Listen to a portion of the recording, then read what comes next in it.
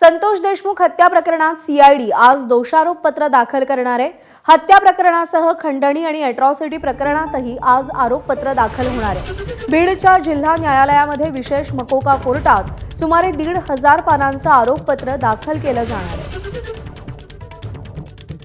कृष्णा केंडे आपले प्रतिनिधी आपल्याला अधिक अपडेट देतील। कृष्णा,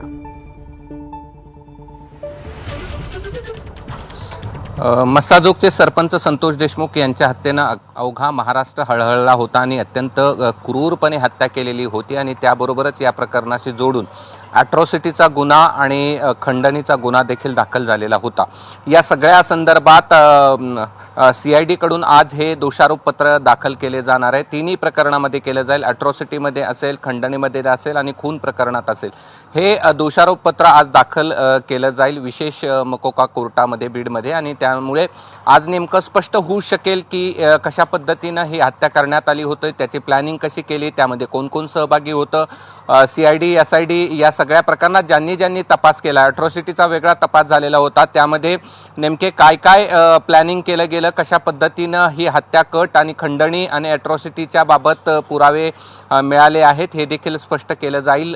वाल्मिक कराड हा गेले कित्येक दिवस फरार होता, तो कुठे कुठे गेला होता, त्याला अप्रत्यक्ष प्रत्यक्ष मदत कुणी केलेली होती हे देखील या दोषारोपपत्रामध्ये असण्याची शक्यता नाकारता येत नाही आणि हत्या केल्यानंतर आरोपी कुठे पळाले होते, कशा पद्धतीचं प्लॅनिंग होतं, यामध्ये कुणाकुणाचा सहभाग होता, या सगळ्याचे पुरावे काय आहेत, त्याबरोबरच फॉरेन्सिकचा एक अहवाल या ठिकाणी आलेला होता, त्यामध्ये नेमकं काय मिळालेलं होतं, जे व्हिडिओ या ठिकाणी त्यामध्ये आहेत का होते तर ते कसे होते, एक व्हिडिओ ग्रुप कॉल केला गेलेला होता मोकारपंथी नावाच्या ग्रुपमध्ये, त्यातनं पोलिसांना काय रिकवर झालेलं आहे आणि ह्या सगळ्या गोष्टी या दोषारोपपत्रामध्ये असणार आहेत आणि तब्बल 72-75 दिवस या सगळ्या प्रकरणाचा तपास केल्यानंतर सीआयडीनं हे दोषारोपपत्र आज दाखल करणार असल्याची या ठिकाणी माहिती मिळते आणि त्यामुळे अनेक खुलासे या दोषारोपपत्र दाखल झाल्यानंतर निश्चितपणे पुढे येतील आणि अनेक बाबी देखील या दोषारोपपत्रातून या प्रकरणातल्या पुढे येण्याची विनंती सोबत राहा। अंजली दमानिया सामाजिक कार्यकर्त्या सध्या आपल्या सोबत आहेत।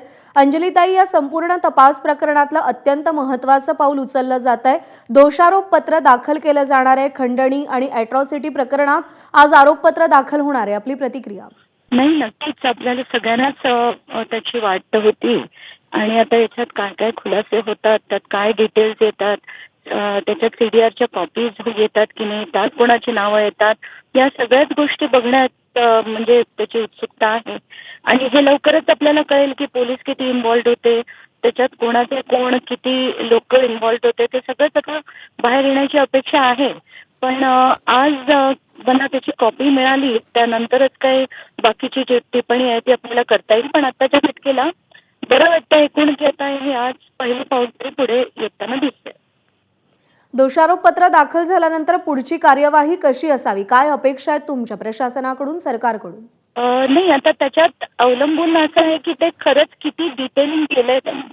त्याच्यात जर सीडीआरच्या कॉपीजमध्ये अमुक नावं आली तर त्यानंतर त्यांना चौकशीसाठी 6 आरोपी करून, जसं आपण म्हणलं की आता बालाजी तांदळे आहेत, वायबसे आहेत, त्याला वायबसेच्या बायकोकडनं या लोकांना पैसे पुरवले गेले होते, तर एखाद्या फरार आरोपीला तुम्ही मदत करणं हे पण कायद्याने गुन्हा आहे। मग या सगळ्यांची परत अटक होईल की नाही आणि सगळा खुलासा की कोण हे खरं पैसे पुरवत होतं, या सगळ्या गोष्टीचा खुलासा होईल आणि त्यानंतर मात्र स्ट्रॉंग आपल्याला काही भूमिका घेता येईल। मी तर वाट बघतेय त्याचे डिटेल्स बाहेर आल्यावर त्यांना कळेलच। ठीक आहे अंजलीताई, आभार आपले, आपण प्रतिक्रिया दिलीत एबीपी माझाला त्यासाठी। आणि या सगळ्या संदर्भात आपले प्रतिनिधी कृष्णा केंडे आपल्याला अपडेट देत होते। कृष्णा, तुमचेही आभार। एबीपी माझा, उघडा डोळे बघा नीट।